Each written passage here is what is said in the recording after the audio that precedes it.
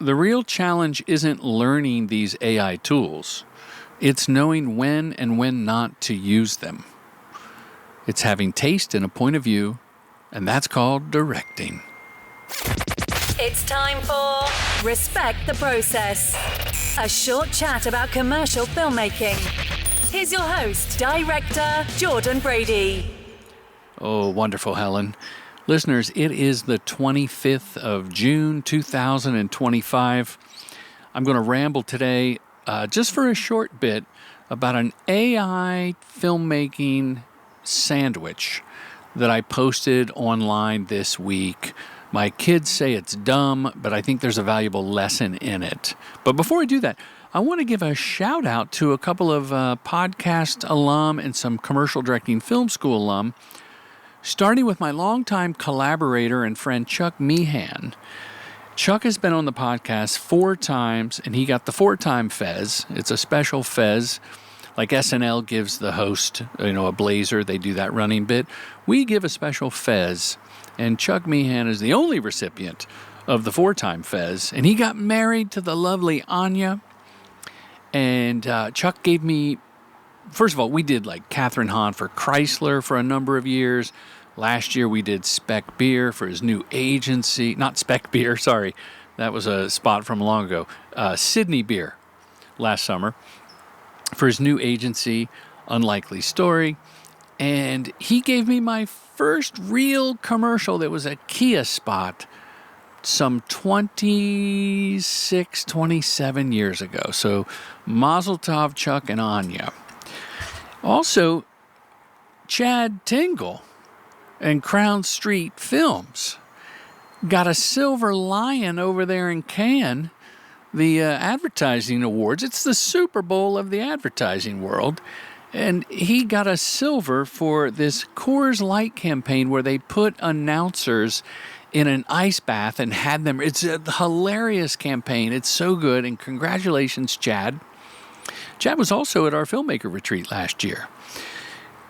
Kat Raphael is a boot camp alum and took all the online courses, and she's coming this year to the Filmmaker Retreat, Helen. I'm excited to have her out there and share what she's learned.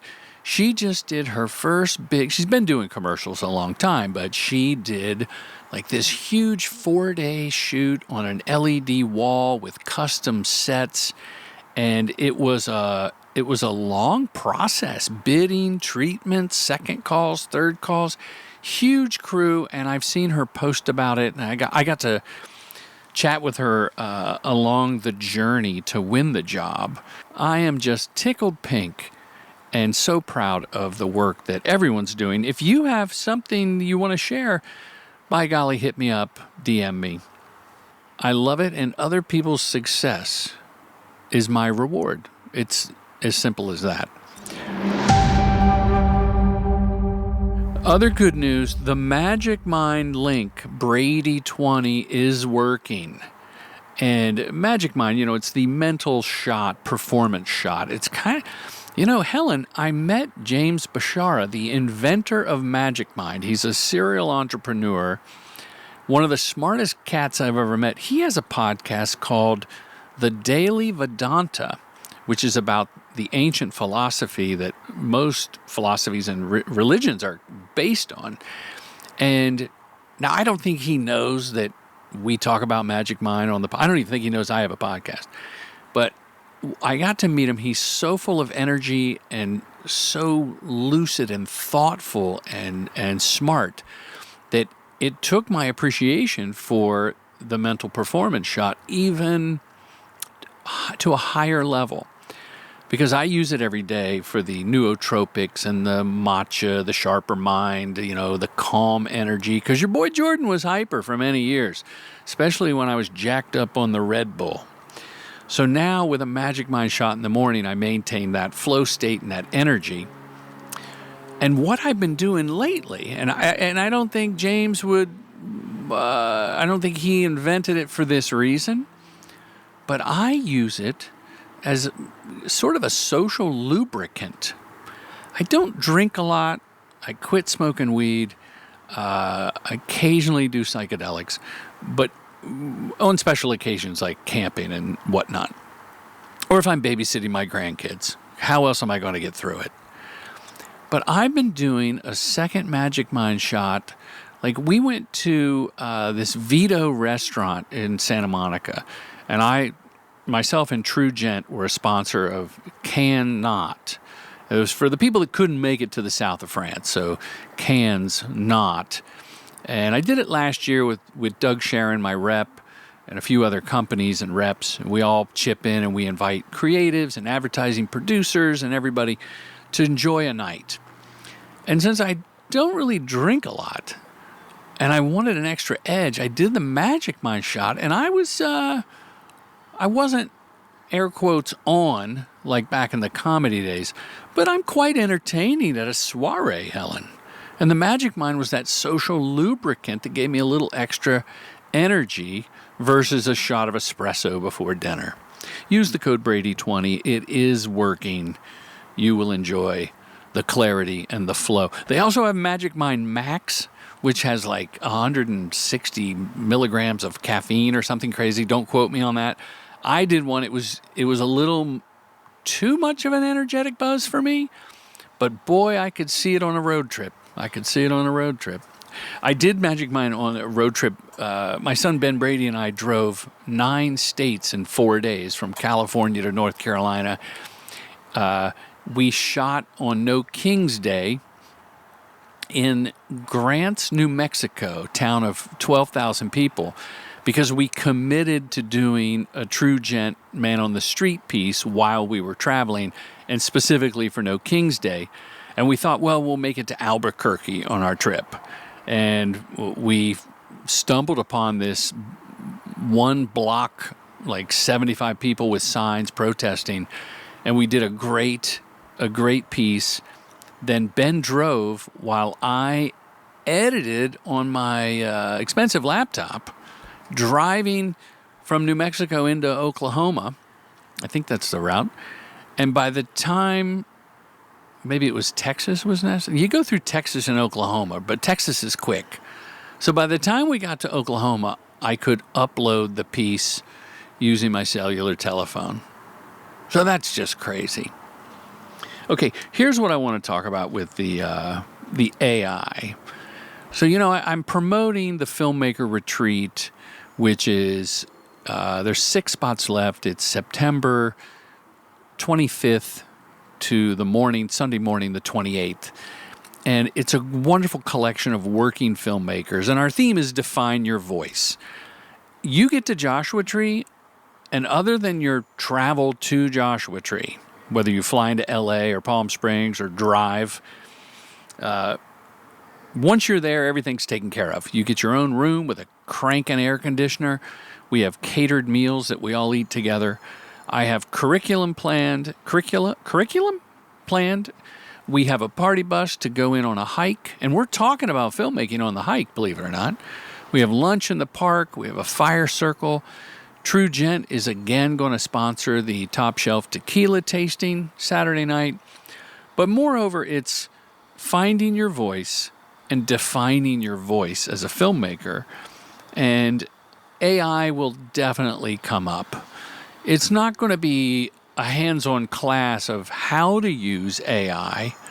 It's going to be a discussion. Well, the group will decide, but my prompts, as it were, are when does it suit you and how does it fit your workflow? How does it help your budget? Or do you shun it altogether? I don't think shunning it altogether for production is quite the way yet. But I do think that the human eyeballs and that person talking will resonate with people. Side note, thank you all for supporting and watching the Moink documentary, Trust the System, on Lucinda. That was decidedly lo-fi. I had a Sony A7. Ben had, he had an A7 S4Q, top of the line, newest one. Mike's VTech had an FX3 on one shoot. And that was as high tech as we got. Because this authentic lo-fi approach, I think, is going to cut through the AI slop a little better. I'm loving the influencer Bigfoot videos and the biblical influencer videos. A lot of the videos, they have a good polish, but they're a little incestuous because they're all talking about AI. So I need a more interesting story. I think the veneer is going to wear off quickly, and the shelf life of each trend is getting shorter and shorter. I've seen some great, in fact, I wish I could shout him out. It's a LinkedIn connection where he did his driving shot close-ups and AI did the car chase exteriors. And they married together in editing just seamlessly. So here's my example, and I'll wrap this up. You know, I'm promoting the Filmmaker Retreat. And by the way, I load you up with every online course I have, and we do an onboarding call. There will be Magic Mind at the retreat. Okay. So the other weekend, after I got back from the road trip, I went on my bike, my electric bike, and I'm holding my iPhone 15 Max cinema mode or cinematic mode, whatever it is. Not even using the back camera. I'm using the one that faces me. And I was talking about the retreat, and I posted some longer clips. And then I saw the guys, it's basically an AI sandwich, which is kind of a misnomer. Like I always used to say compliment sandwich, where you compliment someone, then you give them the bad news and the criticism, then you hit them with a compliment again. That's really a shit sandwich on compliment bread. But it's easier to say compliment sandwich. So my AI sandwich, in my case, is really a live action sandwich served on AI bread in this 12-second clip that I'm going to put it at jordanbrady.com too, but you may have seen it. Okay, I hope you're sticking with me so far. So I shot the clip. I edited a 6-second clip, me on the bike, holding my hand out, riding an electric bike down a bike path in my neighborhood. I export the first frame as a still frame, and I put it into Higgsfield AI, which is one of my favorites, Higgsfield. So then in Higgsfield, I set that first frame of video still that I exported as the last frame of what will be generated. And the prompt was following a guy riding his e-bike, followed by a pack of coyotes at Joshua Tree. And then there's a preset click for 360 camera move, kind of bullet time. Okay? So the Higgsfield makes me this 5-second video where the camera's following me as the coyotes are chasing me or riding alongside, and it's the back. It does have a slimming effect that I like. Then the camera comes all the way around in a close-up to my face. And when I plop that clip in the front of my timeline in Adobe Premiere Pro Beta, I then adjusted the frame and the color to match the beginning of the 6-second video. Likewise, I took the last frame of the 6-second video, exported it, made that the first frame of the Higgsfield, and prompted to go the other way. So it goes from my face, it's not really 360, it's actually 180, but the prompt says 360 on the preset. The camera goes from my beautiful face, my handsome face, all the way back around, and it's pretty much a match cut to the very beginning. Meaning that on Instagram, when it loops, it looks like a loop. And that was by accident. That's the benefit of AI. These happy accidents. But I think if I posted, and I have posted AI-generated versions of myself talking about the Filmmaker Retreat, September 25th through the 28th, and like we all get it, it's AI. I made myself a sea captain, or it was a superhero woman, and an older version of myself one time. And they're cool, but you still have to bring it into Premiere to edit it. But here's my point. You could also, by the way, you could flip it, where you could do inserts could be AI. Like if I was doing heart surgery on a baboon, I wouldn't need a baboon or an open heart. I could do open heart surgery in AI and then film the actor doing the intense surgery. Get me 500 cc's of fluoride. Stat.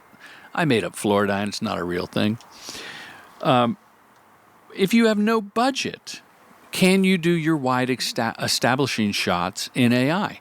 If it's a fantastical scene, I think that's going to be AI. But I even think that like exterior shot of restaurant for a client that's in a strip mall, you'll build an AI model that's a standalone restaurant without the foot doctor and the supercuts flanking the restaurant. I think small businesses are going to use AI and this formula, mixing live action with AI, to get more incredible spots. Again, the AI slop, we're going to get tired of it. It's weird. Rob Riley is the chief global officer at WPP. I've been friends with him for many, many years, and I saw him post an AI avatar of himself, was on like an Ad Age Instagram post, and I could tell it wasn't Rob Riley. And I like the real Rob Riley. He's a very charming individual and quite successful. I don't know why he needs an avatar, but he loves AI, and it was a great indicator of things to come. But at the end of the day, I think people really want Rob Riley. I think in the promo, you really want to see Jordan Brady on his bicycle, and you'll be humored by the coyotes chasing me. I don't think I fooled anybody, but Higgsfield's pretty good, but I don't think I fooled anybody that I was really like followed by a drone that did the 180 move to my face. And if I did fool you, don't come to the Filmmaker Retreat in Joshua Tree, September 25th. It's because you got a little ways to go before you join us. An AI city that doesn't exist, the stylish shots that a production designer would need hundreds of thousands of dollars. So I'm not really even, surreal endings and then returning to the human close-up. So that's my formula for the AI sandwich. Human close-ups, human medium shots, human two shots, and then wide shots, inserts, AI. That's my prediction for the near to mid future. And quite frankly, it'll save the planet, all the water that's wasting, and time is valuable. This whole clip that I'm talking about was literally 8 minutes on my laptop. I already had the clip from the bike, but it was about 8 minutes because you got to know when to ship it. I mean, I could have spent more time tweaking it and everything like that, but I just took the first output, the second output, boom, slapped it in and put it online.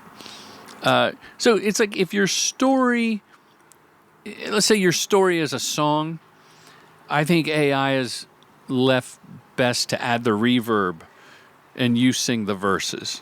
That's my metaphor. So when people say AI is a tool, yes, it's a tool. It's also a sounding board, because if AI didn't exist, I wouldn't have thought of the idea to add the wide shot in the first place. And I certainly did not consider going to Joshua Tree with my bike to shoot. Okay, that was longer than I thought. I appreciate you sticking with me. I hope this made sense. I'll be back with some great interviews. If you have any questions about the Filmmaker Retreat, save your spot. Save it quick. It will sell out. We're going to have a great time with working professional filmmakers like yourself. I want you to leave with clarity about who you are as a filmmaker, what personal passion projects you want to make, what kind of work you want to go after.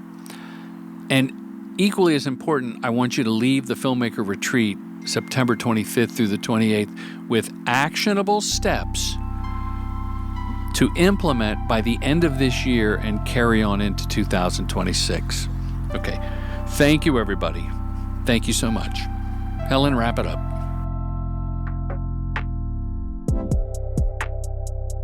Commercial Directing Film School's mission is to help filmmakers direct commercials professionally.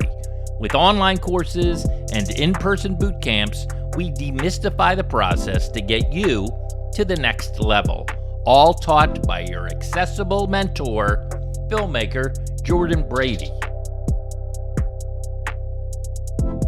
True Gentleman Industries. We make commercials.